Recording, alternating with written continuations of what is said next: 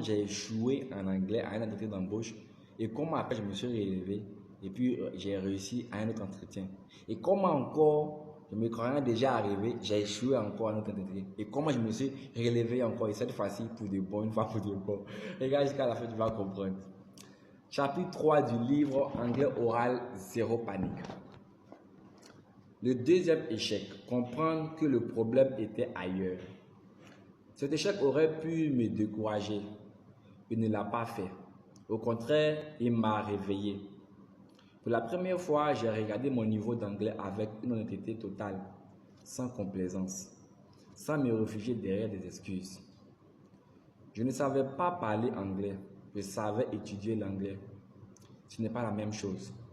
Quelques temps plus tard, une nouvelle opportunité s'est présentée, le concours de l'EAMAC, l'école africaine de la météorologie et de l'aviation civile, qui permet de se former au Niger dans les domaines stratégiques, notamment le contrôle aérien. Le concours comportait plusieurs épreuves sélectives, dont un test d'anglais et une évaluation psychologique. Cette fois, je me suis présenté avec une motivation différente, plus lucide, plus déterminé, et j'ai été retenu. Cette réussite était réelle, légitime, je l'avais méritée, mais elle portait en elle un danger que je n'ai pas vu venir. Elle m'a donné l'impression que mon problème d'anglais était derrière moi. Je me trompais. À la fin de la formation, une étape déterminante nous attendait.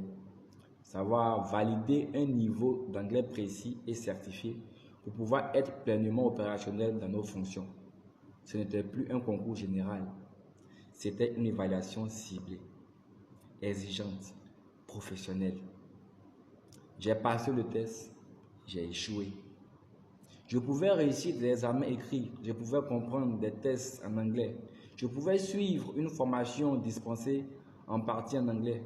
Mais lorsqu'il fallait performer, vraiment performer, à l'oral, dans un contexte professionnel exigeant, avec des enjeux réels, mon anglais n'était pas au rendez-vous. Il n'était pas opérationnel.